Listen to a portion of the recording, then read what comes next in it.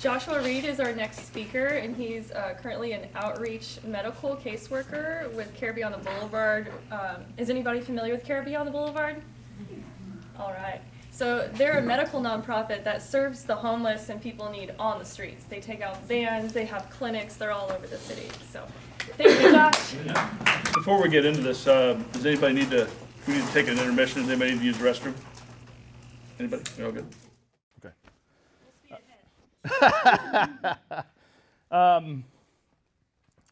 Before I introduce myself and I get into some of this, I want to say a couple things. One, I work for Care Beyond the Boulevard, but I am here today speaking as a private citizen. Okay, I am not here advocating a political side. I serve patients that are homeless, and my patients are all forms. Some of them are Republicans, some of them are Democrats, some of them are independents, and I love each of them the same. Sometimes that's hard, all right? But I do. Real quickly, what I'd like you to do is I want to say thank you to everybody that's in here. Specifically, thank you for your heart of service and for caring about each other. Whether it was Fred Rogers that got you to care about your neighbor or somebody else, I'm glad you do. And so thank you so much for that, and thank you for being at a place like this to talk about how do we deal with things in our country when things get real unfair real quick and cause harm to lots of people, okay? I'd like you to close your eyes for a second. And with your eyes closed, I'd like you to think about all the things in your life that you've personally done, choices that you made, that if you had been caught, there would have been some consequences for them. Things that may have been criminal. Could have been a misdemeanor, could have been a felony. But thank God you didn't get caught. Or you did, and you learned some things. I work with humans every day, and so I'm very in touch with our humanity, and one of the things that I've found is not only that none of us are perfect, but all of us have made bad choices. And many of us have been given the grace to learn from those things. The same grace that's often not extended to some of the folks that are probably the reason we're here to protect. My entire life I've been a protector. If you closed your eyes and opened your eyes and looked at me, and I asked you, how do I present as a stranger? What would you say? Right? We talked about some people in camo a little bit ago, right? Yeah. Authority figure. Yeah. That's a big dude, right? Yeah. I present right now the way I do intentionally because I listen to the people that I serve. And when they told me when I shave I look like a cop, I stopped shaving. Right? I couldn't get rid of the 10 years in the United States Army. I still come across as that, right? But all my life I've been a protector. I've been a protector of brothers and sisters in an abusive situation when I was a kid. I've been a protector of my mom at different moments. I was an offensive lineman. I served overseas in the Peace Corps. I was in the United States Army, and I served protecting soldiers and taking care of soldiers my entire time that I was in. And now I spend my days going into homeless encampments, taking medical doctors and people and providing case management to the most vulnerable folks that live in our neighborhoods and that we oftentimes don't even know that are there. Before I get into a little bit more of that, I want to say I am so glad that I got to speak second because I'm so happy that we have a county executive that's kind and intelligent and cares about that's running a candidate, right? It's nice to have a candidate running, right? I appreciate that. I appreciate that you're running, and thank you for all of that great legal expertise, right? I spend a lot of my time protecting the people that I serve currently. I have actively protected people that are being sex trafficked. I can speak on the reality that sex trafficked folks face and the things that they've dealt with. I have committed crimes. I have committed good trouble intentionally, right? And now I say I commit pretty good trouble, spelled P-R-E-T-T-I, right? I encourage people not to be afraid of breaking unjust laws My degree was in psychology and history, and I was raised by somebody that cared very much about the civil rights movement. My mother met Mother Teresa and did service all around the world, and still does service today for folks that have Alzheimer's and dementia care. We have lots of different pockets of people that are marginalized and people that receive lots of different bigoted behavior from others. Now we have federal institutions that are doing that. I'm a 300-pound big guy, right? There's not a lot that makes me afraid. I would tell a federal Bureau of Investigative person to go stick it. I would say, I'm not talking to you. I have hidden people from ICE. I have hidden people, and we've got them out of situations, and I've advised them to stay off certain radars so they're safe. And I would imagine the folks that participated in the Underground Railroad and had the courage to do some of those things at some of the historical moments in our country where we were tested did the same thing. And all I can say is when you get into the creative side of civil disobedience, nonviolent civil disobedience, I would encourage people in here to start studying folks like Gandhi.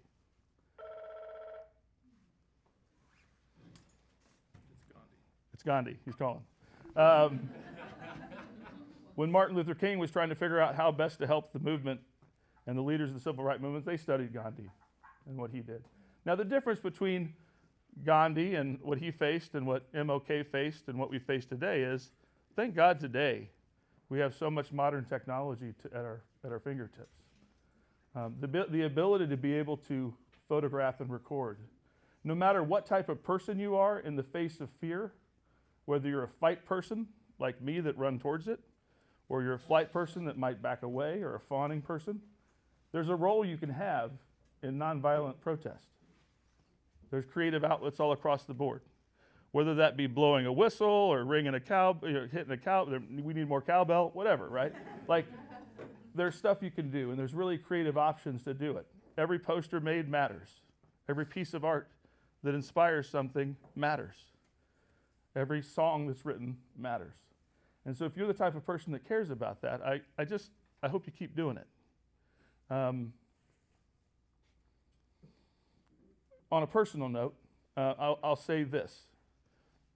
As you prepare your minds for whatever comes next, and let's hope that whatever comes next is not as bad as it could be, don't be afraid. Don't be afraid to get arrested. Getting arrested doesn't hurt. I mean, it does if you resist, maybe. But don't be afraid to get arrested for a good cause. I've been arrested for a good cause once. You know, I have lots of people and friends that I work with every day that were arrested for all sorts of other causes, and they're okay. I have two sons. I was in the United States Peace Corps for 2 years. I lived overseas. My first wife, we had two beautiful boys, and they are both mixed, and I've had to raise them in this America. And South Pacific mixed with Chinese, mixed with Euro-Mutt, looks a whole lot Hispanic, right? So my sons growing up have always been asked, where are you from? Well, you know, all those things. So I asked some of my Hispanic friends, and here's the reality. This is for the folks in the audience with privilege. I'm one of them. I grew up on a farm, but I am your CIS big white guy, right? Some of the things and the freedoms that we find getting tested right now, these aren't new tests for our friends in our communities that have experienced this stuff before, that have been singled out before because of something out of their control, like their race or their sexuality or fill in the blank, whatever the bigot shotgun's holding that day, right? My brother lives in South America right now, and the folks in South America, he goes, when they attacked Venezuela, he was surprised because we were shocked, right? Oh, we did what? They were like, really? I mean, America's been doing that kind of stuff for years. So this is a definitely look in the mirror kind of moment for our country, who we are, what we're going to be. I've taught my sons. I just wanted to add this to what you had said about resisting arrest.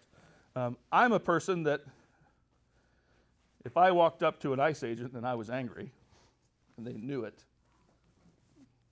I might instill fear in them, and I don't want to do that. And I wouldn't do that. I'm very aware of my size. I'm aware that when a domestic violence victim comes to me that's unhoused, I might not be the best recipient, right? I'm always paying attention to those kinds of things. But with my sons, they're both mixed. We're all wrestlers. All my kids are wrestlers. I was a wrestler too. And I just taught each of them. And I've taught them something that I didn't have to learn. I've never been pulled out of a vehicle. I've never been mistreated by anybody, really. I mean, and that could be my size. Maybe that's a deterrent. But with my sons, I said, if there's a moment where somebody says you're under arrest, if that's what you hear, get on your ground and put your hands behind your back. Always show your hands.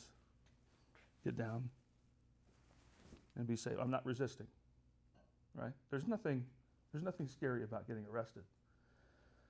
There's a whole lot scary about giving people fuel to do other stuff after that, right? And then I would also say too, I know that you heard the legal side of it, but in terms of the historical side of it with civil disobedience and nonviolent civil disobedience, is if you do decide to get into pretty good trouble, be intentional about it. If you're going to hide somebody, hide them well. Make sure they're safe. If you're going to get somebody out of there, get them out. Okay? And don't be afraid to do that when the time comes. Questions? Can I tell you about the recent Yeah. question I asked? Okay. I received a message from a volunteer, and she said that they were afraid that ICE was stalking one of their distribution points where they do medical and food at a church on Independence Avenue,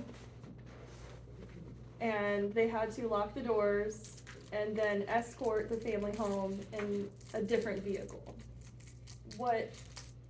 How intense is this? Is this expected to happen again? What can we do? Like, as a volunteer.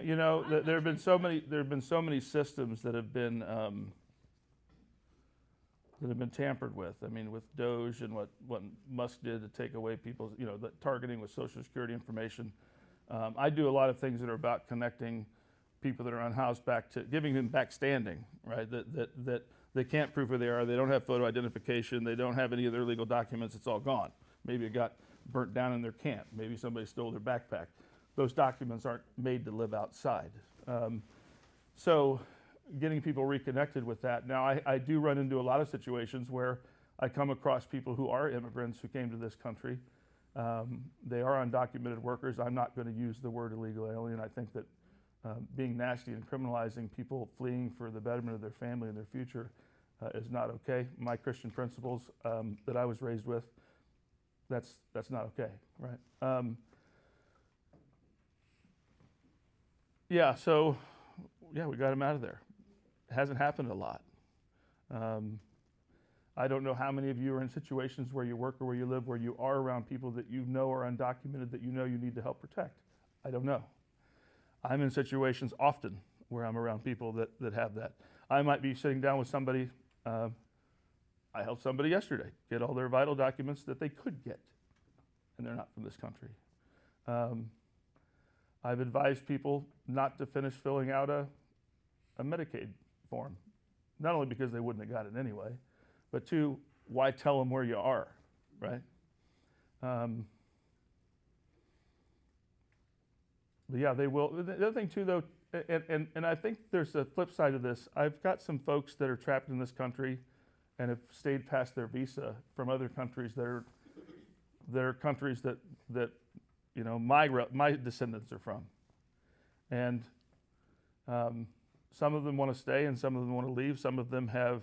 I've got one person that has voluntarily approached Homeland Security and said, "I'm here. I'm stuck and I don't have a way home." Now, if you voluntarily surrender to them, there's lots of advantage in that situation, in the sense that you can potentially come back to America in that situation. It won't be held against you if you voluntarily give yourself up.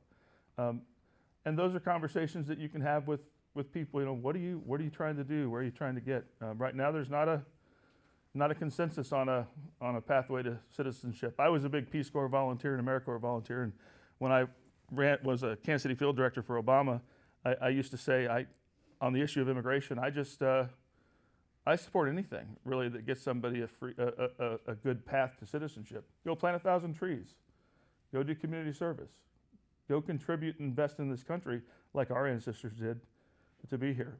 Now, I also served in the Peace Corps and got to serve in a country where they celebrate each other's differences and holidays and cultural diversity in a different way than we have historically here, in some of the ways that we get along.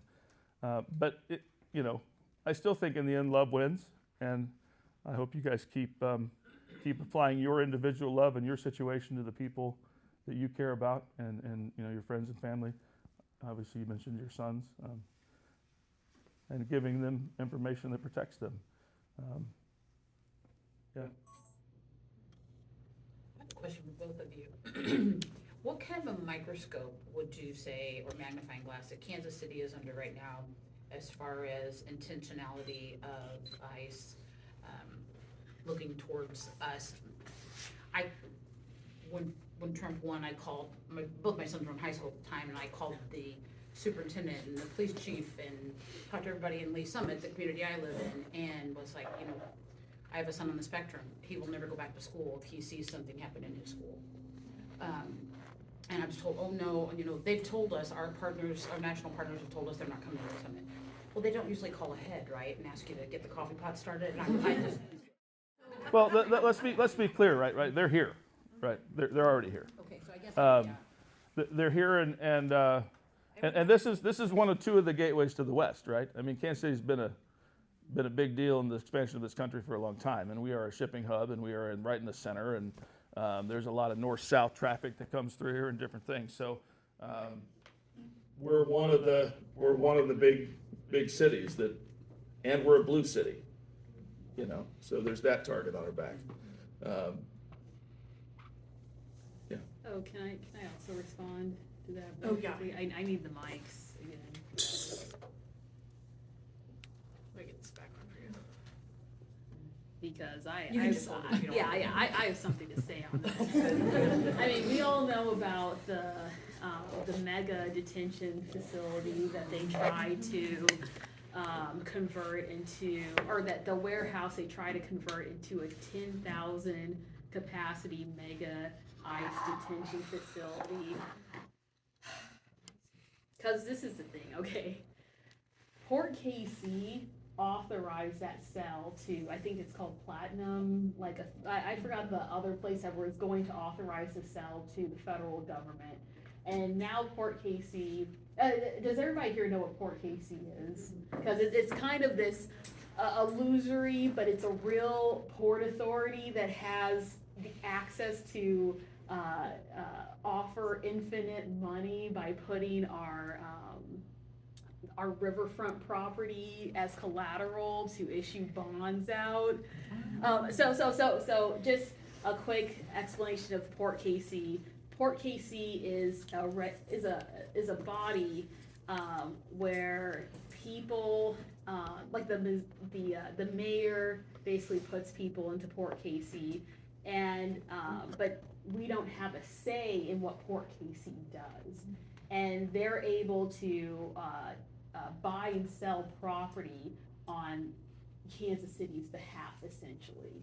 And so they were the ones that are responsible essentially for this sale, because now they're basically saying, oh, we didn't know it was really supposed to be used for this whole situation. And it's like, how did you not know when literally ICE agents were on your property? Like, you guys knew.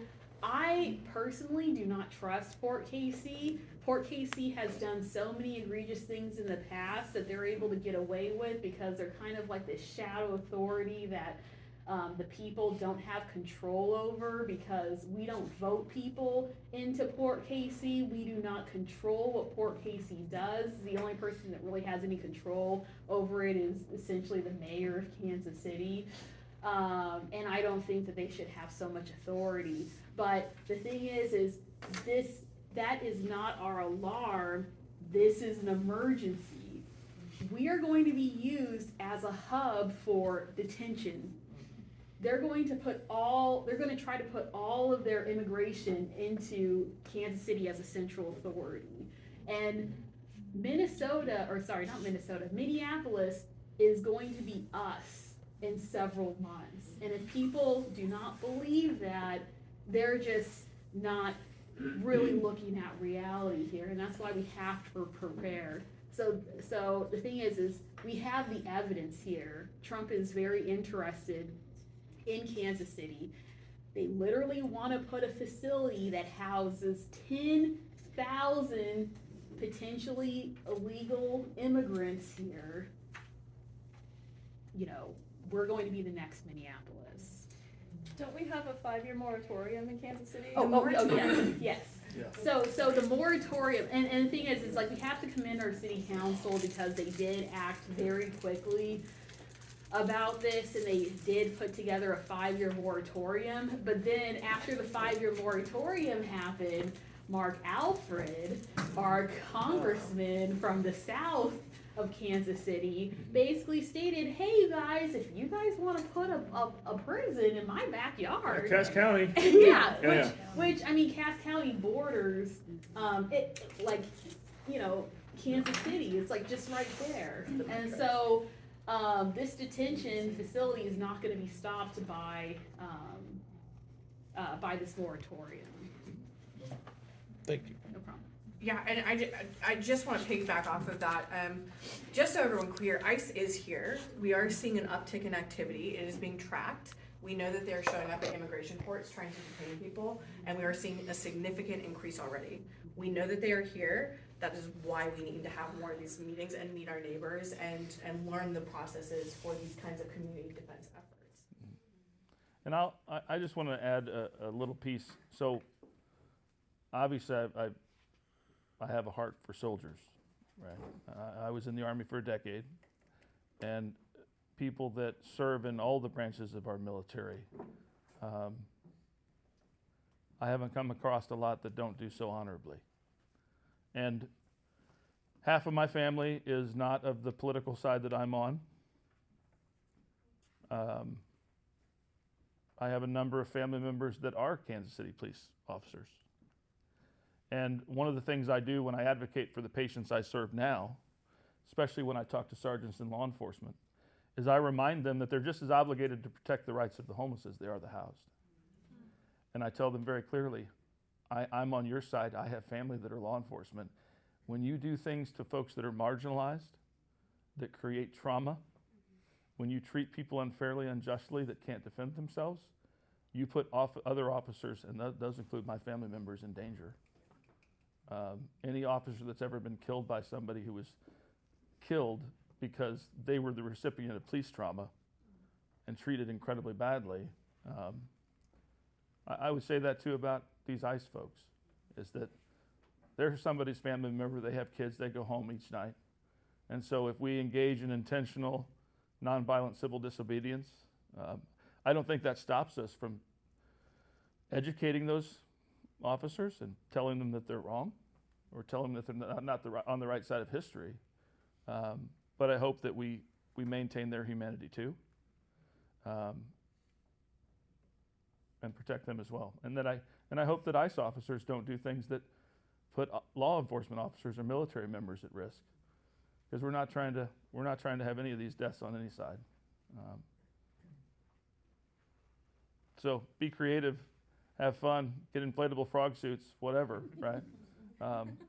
Yeah, I mean, it's genius. I mean, that kind of protest is absolute genius. And I hope that Kansas City shows its creative side. Yeah. Let's say shit goes crazy at a protest.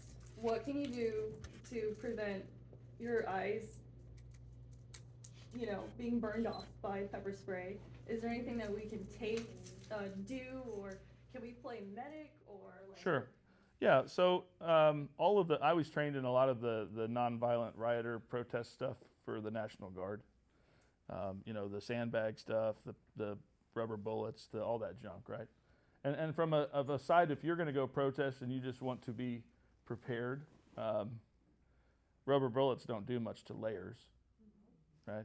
I mean, if you've ever been shot by a airsoft gun or paintball gun without clothes on, it stings like a welt or something. But there's some things you can do to protect yourself. Having somebody that's got something for eye washing, things that will help deal with some of the tactics that they might use. Heck, if you go, straight, didn't like the Shakespeare play, throw rotten fruits and vegetables at people or something, I would say stay away from the things that could be considered assault, like they used to blame, they say, oh, they dropped a pallet of bricks before the protest, to throw into windows or at people. The staying away from the violent stuff or the stuff that could be construed as violence. I think the more you can stay in the kind of the comedic public awareness, shine a light on the wrong part of what they're doing in a way that they can't bend outside of that. Especially if everybody knows they got their camera on them and you've got footage of whatever happens from 30 different angles. That's a pretty good place to be if you're in a community. And how great is that's what's happened, that these events have happened in, it could have been our neighborhood, but these random neighborhoods or communities where it's happened, people just almost instinctually did that. So keep doing it because it's working.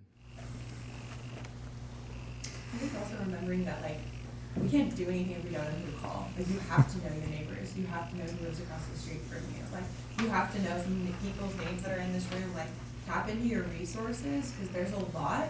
We just don't know about them because we don't talk to each other anymore. Now, as far as ICE mobilization goes locally, are there any Facebook groups, TikTok, are there any sort of social media platforms or groups that people are seeing that would recommend to others in this group to connect? Yeah, AIR has an Instagram, AAIR. There's also KC Mutual Aid is also helping to track things and connect people. The DSA and the PSL are two groups that are also working directly with communities to help connect people. If you live in southeastern Jackson County, there's lots of neighborhood specific groups to join, searching just even what your neighborhood is named, because that's where a lot of door-to-door knocking has started so far. So being aware of who is legit within a mile of your house is helpful. Oh yeah, Boots on the Ground Midwest is another great resource. They're largely organizing. They're a larger organization which is working with a lot of the smaller organizations. And so Boots on the Ground Midwest is a great place to start. Has anyone been on iceout.org? Yeah. Ice Out, I check that shit every day. And if it's anywhere near me, I'm out there with my camera. And I've called 911 before just to confirm that there was a practice going on with the police. But I go out and I'll just go look. You know what I mean? Iceout.org. Easy peasy. And you can submit if you see something through that as well. Yeah. How can we help you do what you do? I am always open to people with the heart to serve the unhoused community in Kansas City. So if that's something that, there's so many ways to tap into that. Kansas City we just finished this week, and I apologize for being a little tired today. We just finished our annual, HUD nationally does something called a point in time count. It's an annual count that we do to kind of see how many homeless folks we can identify in the bi-state area. It's a 24-hour operation where we count people that are in shelter, in service providing situations for meal operations or whatever. And then we have teams that go out in the community and find the outliers in camps and along transportation routes and things like that. So we did that this week. Looks like we've had an increase in homelessness in the last year in Kansas City. We have the highest per capita rate of chronic homelessness. That's For those that don't know what chronic homelessness is, that's defined as being homeless longer than 1 calendar year, or being homeless 3 or 4 times over the last 3 years. We have a higher per capita rate than even Skid Row in Los Angeles. And part of that, what that means is that people that find themselves chronically homeless in Kansas City, it's going more towards they're more likely to stay homeless longer than they are likely to get out of it. And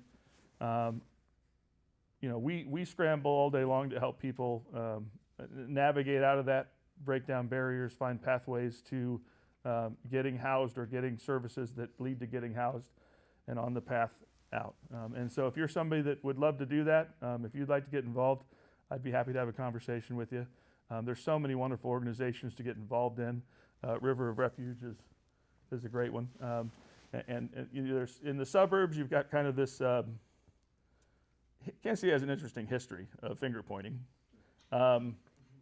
where, no, we don't have that problem here, except, well, but this person's from there, no, well, they need to go to the city. So there's this passing of responsibility. Doesn't matter if Gladstone, Lee Summit, Shawnee Mission, there's this kind of thing of not our problem. And really, we just need it to be all our problem, right? That all of us work to solve it, because there's no way that Kansas City by itself can fix chronic homelessness in the bi-state area without everybody on board. So simple ways, to answer your question in a very, very distinct, hey, I could do that. Volunteer somewhere. Volunteer somewhere. If you want to get more direct, volunteer in some of the big feeding operations. There are some that are mobile that go around to certain places where large groups of homeless folks in Kansas City live, or travel to have certain services each night of the week. Usually some different group does a different night. There are some operations. My first experience volunteering was when I was in high school. I went to North Kansas City High School. I ended up going down to Micah Ministries on Independence Avenue, right down in the city. And that operation, they back then they were feeding 300 to 500 people every Monday night. I think now they're up to 800 to 1,000. They get a lot of people that roll through there. So that's a great way to go. And if you don't feel comfortable, or maybe you haven't been homeless, or you don't know people that are homeless, that's a great place to go, kind of get exposure and just serve. Like, they do a sit-down dinner where you can go be a waiter or waitress for somebody. There's Always running out of toilet paper. Bring a pack of toilet paper when you go there. Yeah. Always running out of it, and people they take it home with them. And never be afraid to give out supplies. The folks that are on the corner flying signs, that's their job. They're trying to raise money. What they're raising it for is not important. Giving them a water when you have a water, or giving them a sandwich when you have a sandwich. Kindness matters all the time. And those are simple things you can do. If you want to get super involved, you want to learn how to help people get their vital documents back and do some of the stuff that case managers do, I'm happy to teach that too, because the difference between having standing and be able to, one of the things I did was I get guys come to me and they say, I had 5 job offers this week. Now, independent of where you are on the political spectrum about homelessness, and I think that most Americans would think criminalizing homelessness is not a good idea, even though we seem to be leaning more that way. Independent of how you were raised, whether you were raised liberal or whether you were raised conservative, the different opinions and different things you might say to the homeless community, everyone tends to agree, well, hey, maybe a solution is that they get a job. Right? Some of those or connected to disability, right? Or fill in the blank, get services for mental health, get services for substance abuse disorder, whatever it is, right? If I go to somebody and I say, hey, I've got a guy, he's had to turn down 5 jobs this last week because he doesn't have his documents. Was he a citizen? Hey, he's been a citizen all his life. Would you donate $40 so I can go get this guy everything he needs? Because that's really all it costs to get him every document that he needs to say yes to one of those jobs. It's not a whole lot, right? These are the things that the people in your life at those really important moments, your mentors, your parents, the things they taught you to do, that sometimes people don't have people that teach them to do that, where getting those things. And I was lucky to have a stepdad that did that for me. So it's nice to have. I loved getting to take care of soldiers for 10 years. It prepared me to take care of the soldiers I deal with now, and the people that I deal with now have a much harder mission. So if you want to get into you know, in a way, we're in a struggle right now. We're in a fight for who we want to be as Americans in terms of kindness towards our neighbor. Yeah. Sorry, there's a couple of questions here. Yeah. The first one is, do you work with VCP? PCP? VCP, Veterans Community College. Oh, yeah. So I am. I was like, I deal with people that are on PCP. I absolutely love Veterans Community Project and the founders of that. And, you know, I know Jason Cantor's done a lot of work with them. I do side work with them. I go down there and I help when I can. I'm proud to be one of the veterans that's on the staff with the medical group that I work with. I like street medicine. There's just something about that. There's something about, you know, I can't tell you what it is, but if I sit with somebody in a camp and I put a Band-Aid on them, there's just a different bond and comfort that happens then. You know, it's that kind of care.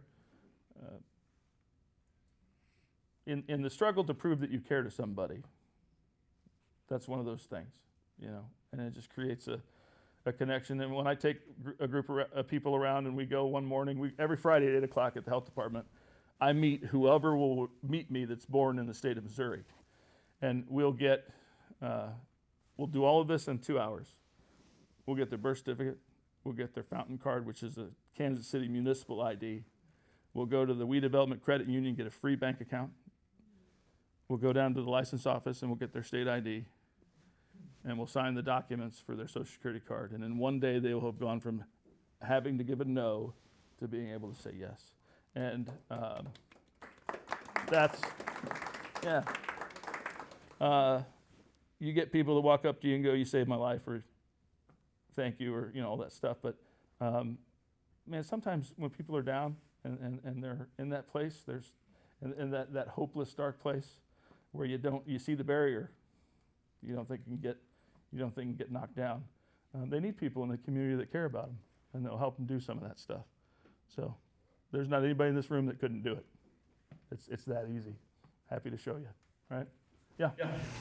Where does KCMO stand with, I know that they had some laws where if you fed people, there was something illegal at one point about that, and park. Yeah, recently there were some volunteer that were doing the mobile food pantry operations that were asked to leave a space and were arrested, and that's one of those good trouble kind of fight situations where those people, they were warned and they chose to do that for the folks that they serve, and that's kind of their fight against the criminalization of homelessness that they're willing to make. So each of you as an individual has to decide what you're willing to do, you know, in those situations. But Why would that be illegal? It's actually, isn't it something that Jesus said? I mean, let's go back to the basics. I don't know that the law enforcement folks care much about Jesus or what he said, but and for that matter too. And granted, I was raised in an extreme religious situation. I consider myself I consider myself a Christian, but I also consider myself a big heaven person, and I've lived overseas and served around some of the most beautiful spiritual folks from other religions, and there's a whole lot of beauty in other faiths and their principles, and a whole lot of shared baseline values and morals that are beautiful. So if you don't feel like you have the answer for everybody and that's how it's got to be, it could be a pretty beautiful place. But I respect each of your individual choices to believe what you believe and all the things that we can't prove at the end of life.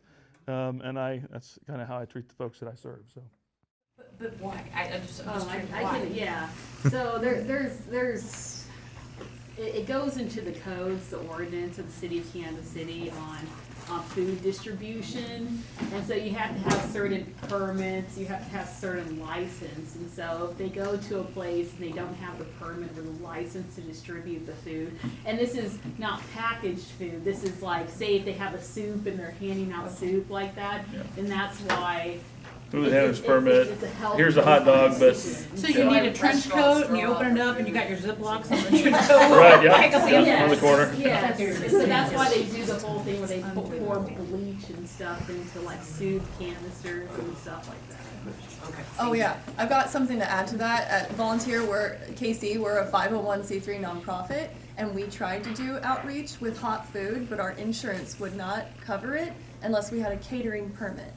So that was our hang up. So we can do like PB&J sandwiches, but we can't do hot meals. Sorry, there's a What's your couple. insurance company's name? State The- Farm.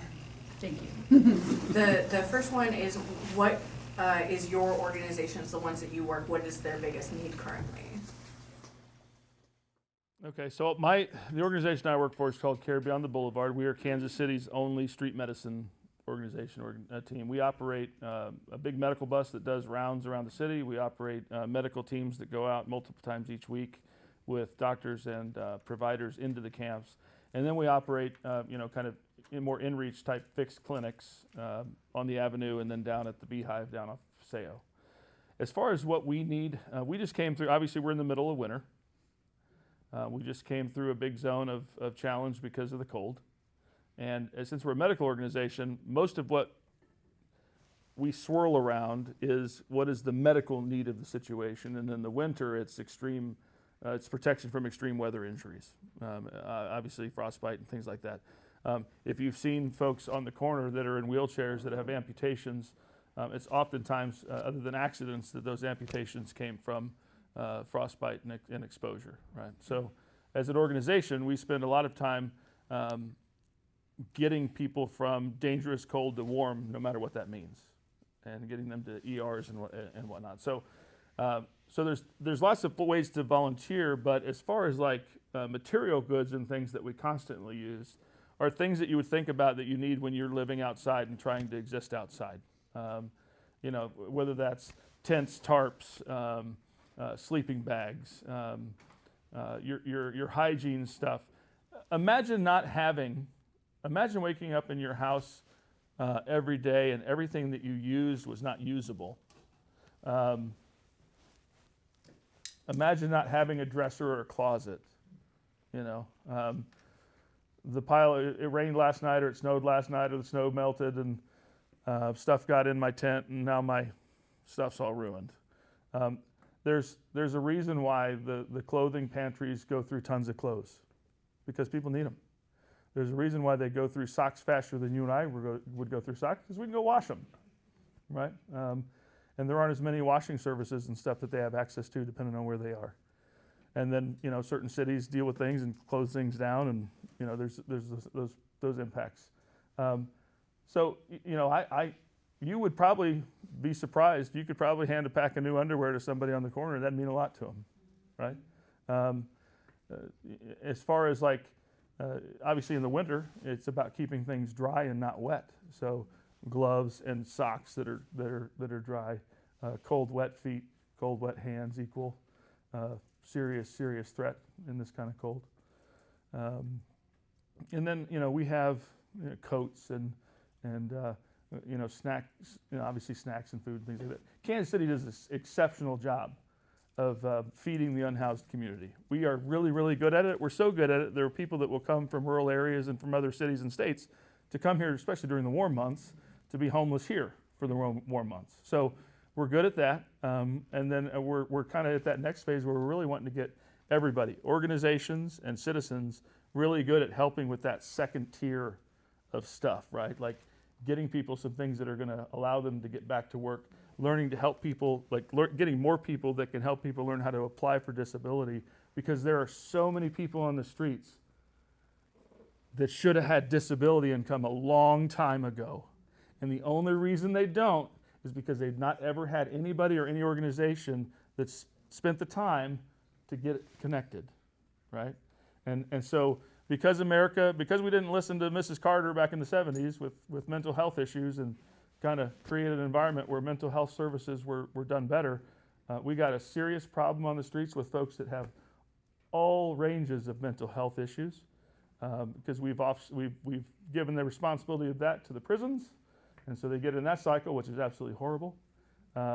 We've got the folks on the streets that are either they're hiding from legal issues, or they have, they've had the repercussions of legal issues and some of those things. And then your substance abuse disorder folks, and there's pathways out for them. And so really getting people that understand the complexity of homelessness, understanding that it's not just about a simple judgment or bias against a group of people, that there's all sorts of paths for all sorts of people to become homeless. And there's lots of ways and strategies to help break down some of those barriers and shine light into those dark places, and help people, for the folks in the community that are willing to learn how to help some of those folks. So if you've got a heart for helping, if you've got somebody in the family that dealt with that alcoholism or some sort of other addiction, man, get out there and help some of those folks in recovery and some of those. I mean, I can't tell you how. Here's something. I'll give you some information from a person that kind of sees where the holes are. Okay. If you go to Healing House, if you go to a recovery program, if you go to one of these great places that they do the hard work, right? People get through there, they go through a 60-day, 90-day program, whatever it is, 30-day, and they get into, let's say they get into sobriety house. And there's all different types of sobriety houses. Some of them are faith-based, some of them are not. There's also, but oftentimes they're going into it with nothing. If you're a part of groups of people that want to help folks as they move in, not move in with nothing, that'd be awesome, because that's a huge need. Right now, there's vulnerability vouchers. Like, so one of the things I do as an assessor, I try to get people, all homeless people qualify for Section 8 HUD housing, because that's income-based, right? It's poverty-based.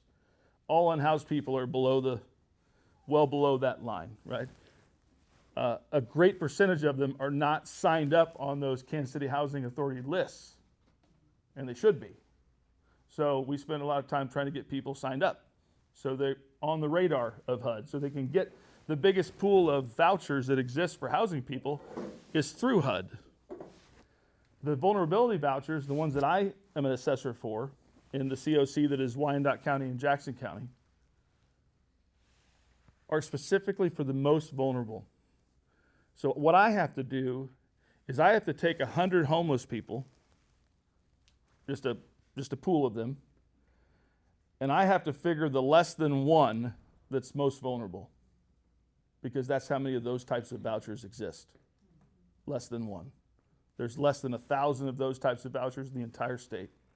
So people have to be older, they have to be typically elderly, they have to have a subset of mental health issues diagnosed, they have to have substance abuse disorder, they have to have all the different categories to sum up to a number that makes them the most vulnerable to receive one of those vouchers. So there are things out there specifically for the most vulnerable, and there are a lot of things out there for folks in other categories, but there's a confusion in who needs to go where and how to get signed up. And so the more the community can be aware of some of those things, where you see somebody, hey, are you on the housing authority list? Now, granted, there's other problems in that, right? Like, oh, you're on the list now with Bob AI, great. Well, how are you supposed to access it? So you don't have a phone, you're outside, right? So you need places where they have access to computer labs and phones and places to deal with modern technology. What? So, to that end, I'm a giant nerd. I'm a software developer. I taught myself how to write code. To sign these people up, like, do you need hotspots? Do you need iPads? Like, if you were doing it mobily, like say you were gonna start a group that's what they did. They followed, like, let's say you followed Uplift in the feeding operations to all the sites where people kind of congregate for food.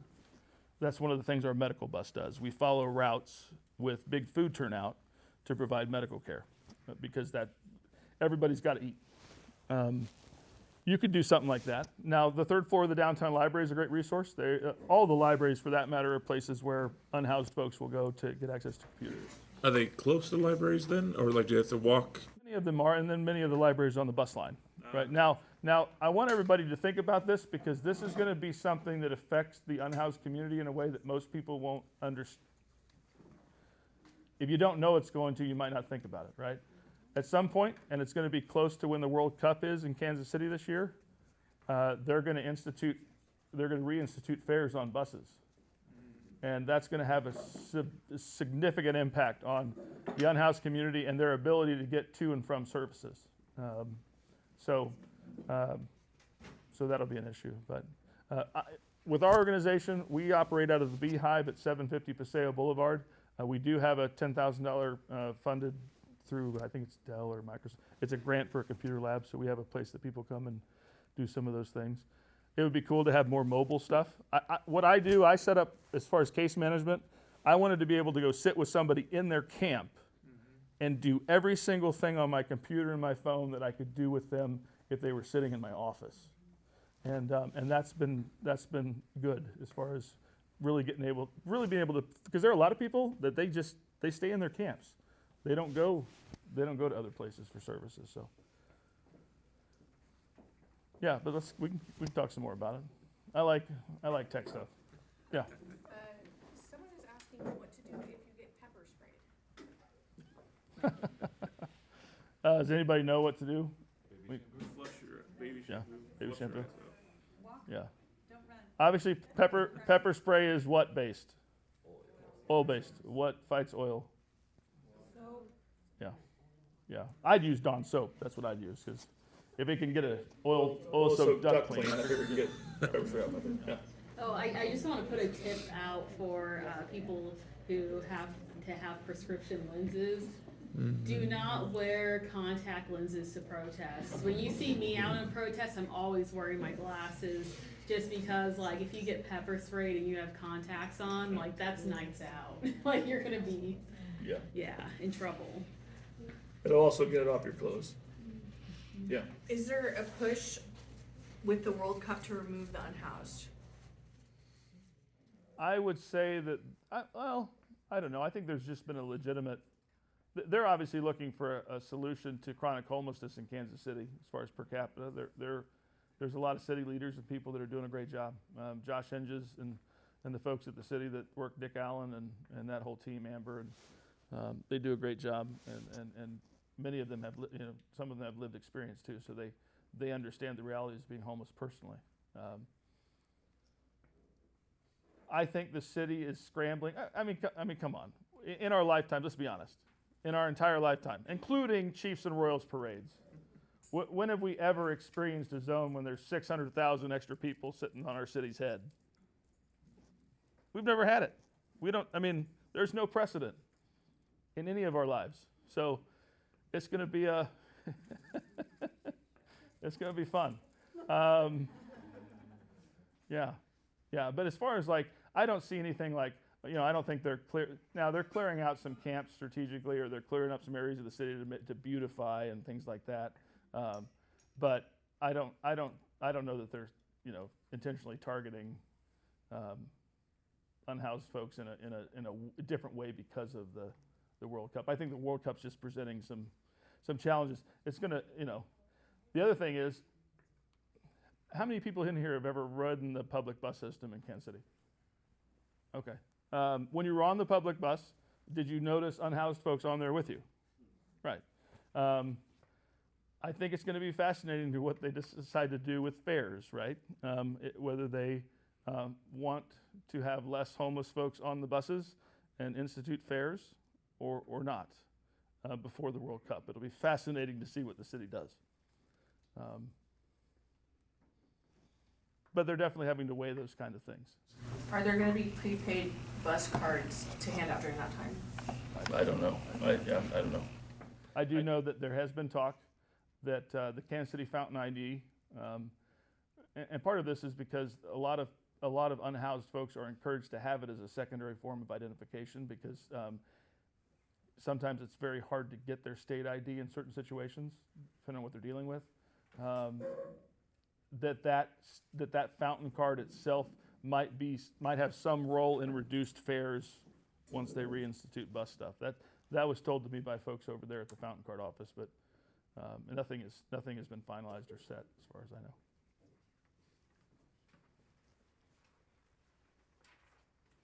Again, thank each of you for doing what you do, organizing people, passing out whistles, being elements of good trouble.